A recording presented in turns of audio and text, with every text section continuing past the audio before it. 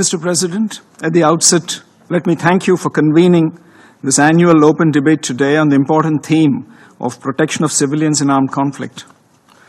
The world is witnessing a surge in armed conflict, and the civilians continue to be victims of such conflicts.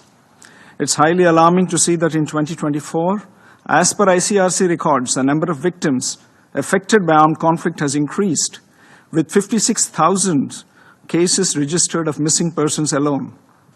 It's a paramount responsibility of the national governments to create a conducive environment where civilians are safe and secure.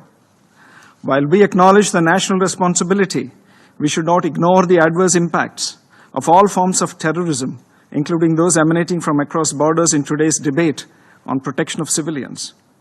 It is needless to mention that the terror entities have gained significantly enhanced capabilities by having access to new and emerging technologies, which present us with new threats, particularly to the civilian populations. In this regard, the efforts of the Council and of the international community should be directed at assisting national authorities in developing capabilities and capacities to protect civilians.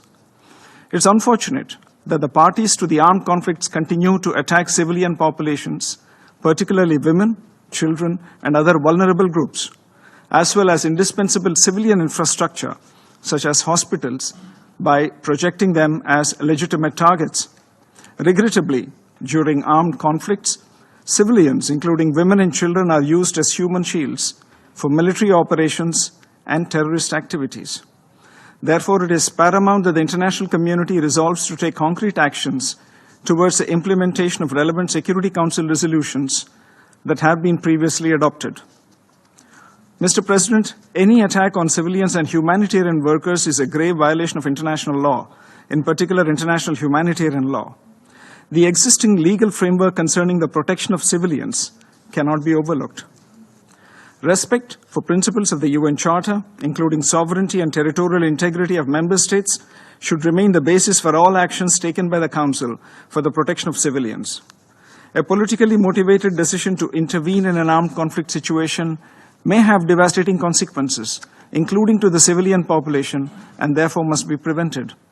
Furthermore, any intervention must be proportionate and based on credible and verified threat perception. The Council and the international community must take necessary measures to ensure effective and timely protection of civilians, including their life, dignity, and rights. The core principles of humanity, neutrality, impartiality, and independence must continue to guide the operations of all humanitarian agencies and organizations. Mr. President, I am constrained to respond to the baseless allegations of the representative of Pakistan on a number of issues. First, India has experienced decades of Pakistani-sponsored terrorist attacks across our borders. This has ranged from the horrific 26/11 attack on the city of Mumbai to the barbaric mass murder of innocent tourists in Pahalgam in April 2025. The victims of Pakistani terrorism have been predominantly civilians, since its objective has been to attack our prosperity, our progress, and our morale.